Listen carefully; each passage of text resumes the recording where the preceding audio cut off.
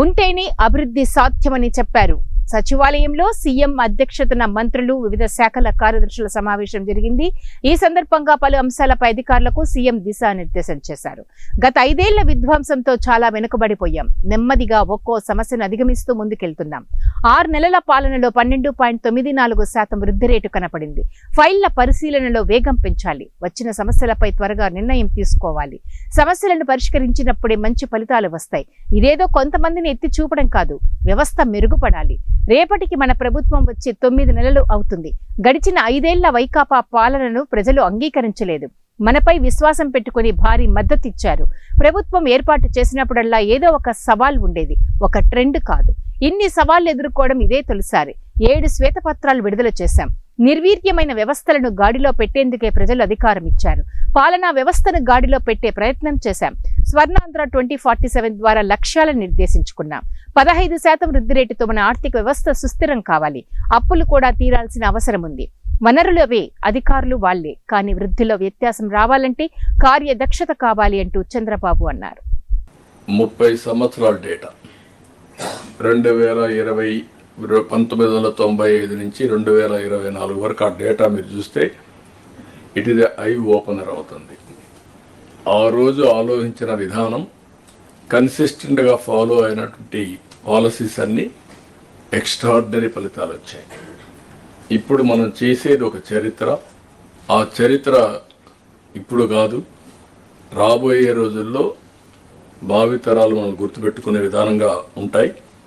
అయితే ఇక్కడ దీర్ఘకాలంలో మాట్లాడుతూ షార్ట్ టర్మ్లో మనం మర్చిపోతే కష్టం. ఈ ఇయర్ నుంచి మీరు ఆలోచించాల్సింది, ఈ ఇయర్ మీరు ఏం చేయబోతున్నారు. 1 ఇయర్, ఫస్ట్ ఇయర్లో ఒక 2-3 నెలలు లేకపోయినా ఫస్ట్ ఇయర్ వీఆర్ కంప్లీటింగ్. అక్కడి నుంచి 25-26 మన బడ్జెట్ ఒక వినూత్నంగా ఉండాల్సిన అవసరం ఉంది. ప్రజల ఆస్పిరేషన్స్ని ఫుల్ఫిల్ చేసే విధంగా ఎవ్రీ డిపార్ట్మెంట్ మీరు ఆలోచించాలి.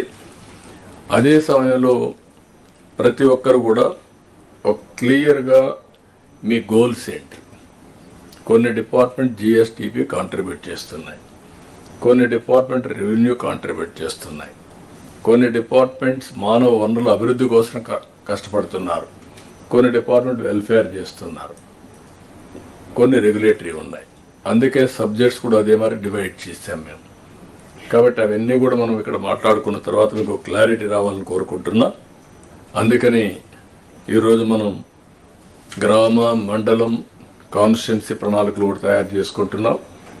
అక్కడి నుంచి కూడా, ఎందుకంటే కొన్ని ప్రాంతాలే అభివృద్ధి అయ్యి మిగిలిన ప్రాంతాలు అభివృద్ధి కాకపోతే అది కూడా కరెక్ట్ కాదు. దాన్ని కూడా ఏం చేయాలో చేయడం. నా దగ్గర నుంచి లాస్ట్ మైల్లో ఉండే పొలిటికల్ ఫంక్షనే పనిచేయాలి. చీఫ్ సెక్రటరీ నుంచి గ్రామ సచివాలయం నుండి ఉద్యోగి వరకు పనిచేసే పరిస్థితి రావాలి. అందరం కూడా సమిష్టిగా పనిచేసి షార్ట్ టర్మ్లో ప్రజలకు హ్యాపీగా ఉండే విధంగా ఏమేం చేయగలుగుతాం చేయడం. ఈ రోజు మీద ప్రతి ఒక్కరిలో ఒక సాటిస్ఫాక్షన్ ఉండాలి. రేపటి మీద ఒక భరోసా, మళ్ళా భవిష్యత్తు బాగుంటుందని ఒక ఆశ ఉండాలి. ఈ 2 ఉంటే తప్ప సాధ్యం కాదు. అల్టిమేట్గా తెలుగు జాతి అనేది ప్రపంచంలో నెంబర్ 1 చేయాలని నా సంకల్పం. నేను ఇక్కడుండే అందరిని కూడా కోరుతున్నా, అది ఎన్డీఏ సంకల్పం. నేను కానీ, మిత్రుడు పవన్ కళ్యాణ్ కానీ, అదే మరిగా మిగిలిన బీజేపీ కానీ అందరం కూడా అదే ఆలోచిస్తున్నాం. అందుకని మీరు చూస్తే ఇండియన్ పాలిటిక్స్లో కూడా పెను మార్పులు వచ్చాయి.